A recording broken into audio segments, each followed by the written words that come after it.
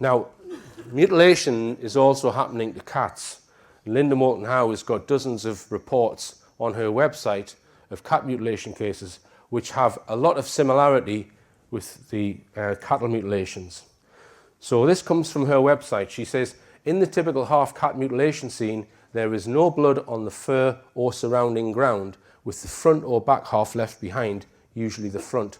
Organs are bloodlessly removed, as in the cattle mutilations, and missing, leaving the remainder looking like a hand puppet. On occasion, both halves of the cat are present, with a section in the middle missing. So there are similarities with the larger animals, and cats do suffer from prion disease. It's called FSE in cats, and it has a similar effect to BSE. Now, I'm going to show you one quick image of a typical classic cat mutilation case, right? So look away now if you don't want to see it. All right, now there are dozens of images like this in Linda Moulton Howe's reports, right? So this is happening a lot. No one's ever been seen, caught or convicted. Very similar modus operandi to the cattle mutilations. So if you go on Linda Moulton Howe's website and look at her reports over the last 10 years, these are all the places where she's got cat mutilation cases reported, right? Now these red dots all line up with fairly large towns or cities. So it appears that the cat mutilation cases are an urban phenomenon, whereas the other animal mutilation cases seem to be more of a rural phenomenon. So I asked the question, are they part of the same monitoring program? It's just that one arm is for urban with the cats and the other rural, perhaps. Is it part of the same thing? Because as I say, prion disease is present in cats as well. Okay. Now let's come on to the M25 or Croydon cat killer, because in our mainstream media we've seen stories about a supposed London or Croydon cat killer who's killing hundreds and hundreds of cats, seemingly with the same modus operandi. Many of you heard about this? Okay, it was on the Victoria Derbyshire show, and it's been featured in a lot of mainstream articles that there's a Croydon cat killer on the loose with a knife. So before I looked at this, I sent some FOI requests to various police forces in and around London. I only got useful data from Hertfordshire, right? So I'll just quickly list that before I go on to this Croydon cat killer. So they gave me a spreadsheet of cases of injury to cats between 2013 and 2018. So a lot of them were just air rifle or other projectiles, people being cruel to cats, 6 poisonings, 3 other cruelties. But 10 of them, about 15%, seemed to have the classic cat mutilation modus operandi with clean cuts, organs taken. So I do suspect it's going on in the UK, the same as the cases that Linda Moulton Howe has reported on. So this article is from The Guardian, the 31st of August 2017. It states that police issue a description of the Croydon cat killer, a man in his 40s thought to be behind the deaths and mutilation of 250 cats as well as foxes all over the country. He was originally known as the Croydon cat killer, but as bodies began to turn up in other areas of London and beyond, the charity urged people to drop the label. He then became known as the M25 cat killer, but attacks have since occurred as far afield as Manchester, Birmingham, Brighton and the Isle of Wight. The description of the individual believed to be behind all of the attacks has been published on the Snarl website. He is said to be a white man in his 40s with short brown hair, dressed in dark clothing. Right. Now Snarl, the Snarl website, Snarl is allegedly a charity. Many of these news articles claim it's a charity. I've looked up Snarl on the charities register. I couldn't find them listed. This is a picture from their Facebook page. Snarl stands for South Norwood, which is next door to Croydon, Animal Rescue and Liberty. Now Snarl is run by a couple called Tony and Budisa Rising. She uses a false name. And Tony here has 18 cats and Budisa has 14 cats. So they live together in their house with 32 cats and run this animal rescue operation. But they've been investigating the cat mutilation incidents. And they've been listed in the mainstream media a lot. Okay. Now, there was a mainstream documentary made called To Catch a Cat Killer, which featured their work and featured their detective work to try and catch the Croydon or M25 cat killer. It reminded me quite a lot of the Amash documentary, all about alien abduction, if you may remember it. And this documentary, for me, it was a bit of a piss take. It was trying to make these people look a bit nutty. But there was a few serious bits in it. This is Budisa Rising, who has a very interesting South African accent, and she's formerly been involved in animal rights issues. Here she is on one of the cat mutilation investigations. Here's the cat here. This is forensic examination of the crime scene. I think that's what that is. Here's a clip. The first time I came across this is when I saw on the Facebook that, you know, there'd been some local mutilations. That was probably the 22nd of September, 2015. When you see the carcass of a cat and, you know, you've got very clean lines where the head's been removed, common sense tells you this has not been done by any kind of animal.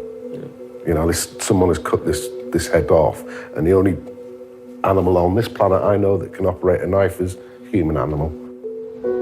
We prepared a leaflet to put through doors, asking people to call us if this has ever happened to them. We have to amplify the opportunities for them to be called, because that is what's going to catch him. It's communities aware of what's going on in their own streets. So when he makes a mistake, somebody will be there to catch it. Right.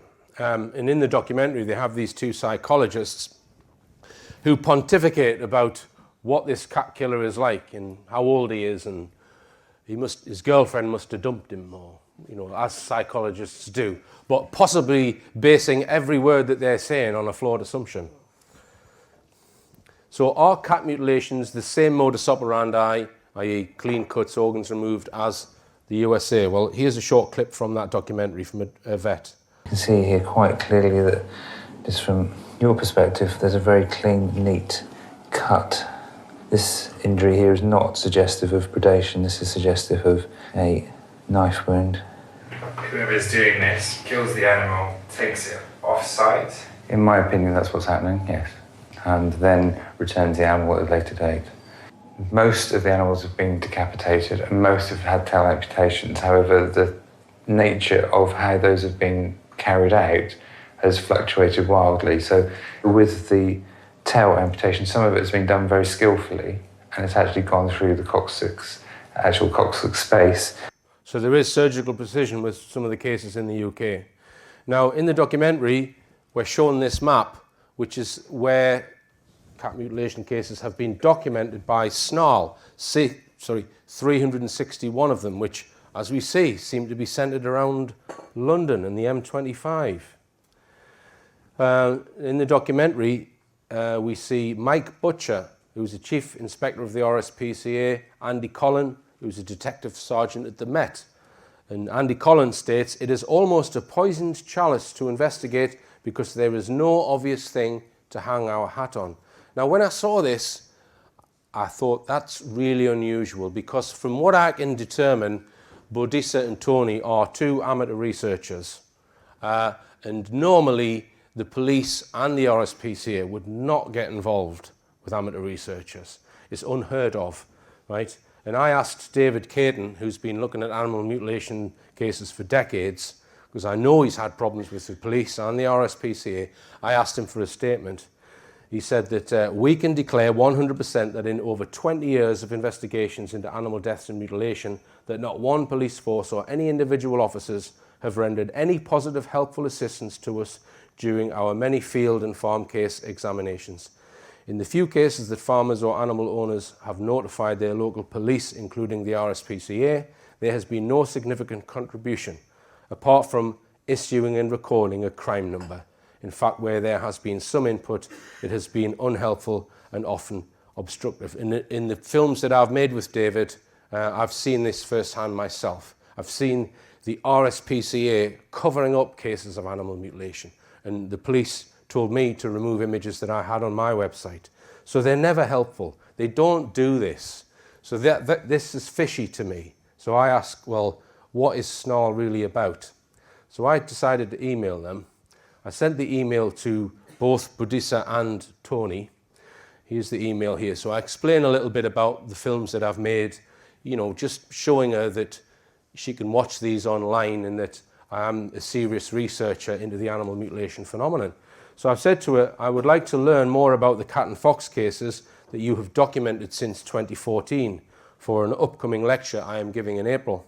I'd be very grateful if you could answer a few questions about your work and possibly supply some data. I am happy to make a suitable donation for your time and trouble. Do you have a database or spreadsheet of cases? Would you be able to supply a copy with the owner's details redacted if necessary? Can you supply photographs of the cases which least suggest animal predation, i.e. clean cuts and organs missing? Can you supply any reports from professionals, such as vets reports or pathologist reports? How many leaflets did you distribute in total and in which areas? And approximately what were the dates? Can you give me any information on how you established links with the police and RSPCA in your investigative endeavours? Other groups who have investigated mutilations have found it very difficult to establish links with the police and RSPCA. Please let me know if you can help with these questions and keep up the good work, right? So this is her reply. So I didn't get a reply off Tony, so this tells me she's probably in charge of this operation. Hi Richard, thanks for getting in touch. Unfortunately, we are not at present able to share any data or photographs, as this is an ongoing investigation and we do not wish to encourage others to copy these crimes. That rule goes for veterinary reports also. I am happy to disclose that we have distributed around 600,000 leaflets across the southeast of England around each attack site, and they remain our primary source of intelligence. Subsequently, working with a wildlife officer attached to the Met who had investigated cases of his own before the Serious Crimes Squad took an interest. They brought the RSPCA in after we found it difficult to interest them. The Met has wound down their investigation, but ours continues. I'm sorry we are unable to help further. Once, however, the case has been resolved, we will be happy to chat to you and be more open about what's gone on. So she doesn't want to give me any information whatsoever. Now, let's just discuss this leaflet that they've been handing out. She said 600,000 leaflets. Here it is. Somebody actually sent me one who lives in London. There it is. And they're offering a £10,000 reward for evidence which leads to the conviction of the Croydon cat killer. Now, if you're offered a £10,000 reward and you give that leaflet to 600,000 people, that's over 500,000 people in the London area, you're going to get hundreds of responses, hundreds. Okay, now just consider this map. She said that they'd handed out the leaflets in the southeast of England. They live in a place called South Norwood, which is just next to Croydon. So the cases that they got first were coming from near where they live in Croydon. It was known as the Croydon cat killer. Yeah? And then as time went by, they got cases further afield where the leaflets have been dropped. Yeah? So in my opinion, what you're seeing there on that map is just a reflection of where the leaflets got to. Yeah? So I suspect if, for example, if they lived in Manchester and they'd done the same leaflet drops, we'd have exactly the same thing. Because I think that cat mutilation cases are occurring all over the UK, just like they are occurring all over America. So I think what they've done by dropping 600,000 leaflets only in the M25 region is they've created the Croydon cat killer. They've skewed the data, in my opinion. As we see here, it states, he was originally known as the Croydon cat killer, which is right next door to South Norwood where they live. So presumably that's where they've been sending the leaflets. But as bodies began to turn up in other areas of London, or the leaflets got to other areas of London, the charity urged people to drop the label. He then became known as the M25 cat killer. So I don't believe that there is an M25 cat killer or Croydon cat killer. So I ask the question, is snarl an intel front, and is it being used for purposes of disinformation? That's what I suspect. I know that people who are involved in animal rights or animal rights groups have often been infiltrated by intelligence agencies. I don't know if Bodhisattva Rising is an asset of some sort. I'm not stating that as a fact, but I'm suspicious of the whole thing because, in my opinion, they've misled the public, and the mainstream media have helped them mislead the public. But it's okay, because Martin Clunes is in a plea to catch the Croydon cat killer. I'm glad we've got people like him around. So what they're doing here, they're using a fake hero or role model to prop up an intelligence psyop. So they are not centred around Croydon or the M25, and they have the same high-tech modus operandi as cattle mutilations, and it appears that there is a cover-up or muddle-up to hide the facts. All right? So as I say, stay open and explore. I don't know who's doing it. It is hard to imagine that a group of human beings is doing that. It is hard. But I wouldn't stand here and say that the technology that they have in the black world isn't capable of doing animal mutilations by stealth. I couldn't rule that out. So I'm on the fence with animal mutilations. Okay. Now I'd just like to point out that I'm not sure when I will be making the next show. I am involved in a number of projects which require a lot of detailed research, and that research then prevents me from making shows every couple of weeks. So I'm not sure when the next production will be. If you check out the website and look up future shows, I will post on there when I do know when the next program will be. So that's the end of today's talk. Remember, believe none of what you hear and only half of what you see. I'm Richard D. Hall. Good night. Thank you. Thank you.